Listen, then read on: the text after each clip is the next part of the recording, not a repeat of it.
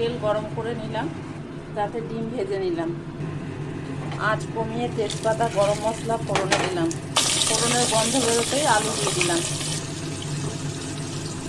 একটা বাটা মশলা দিয়ে দিলাম।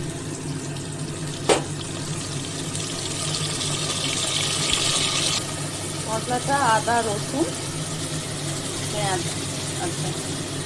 তার সাথে আমি হলুদ, জিরে আর লাল লঙ্কা দিয়ে দিলাম। সাথে টক দই দিয়ে দিলাম।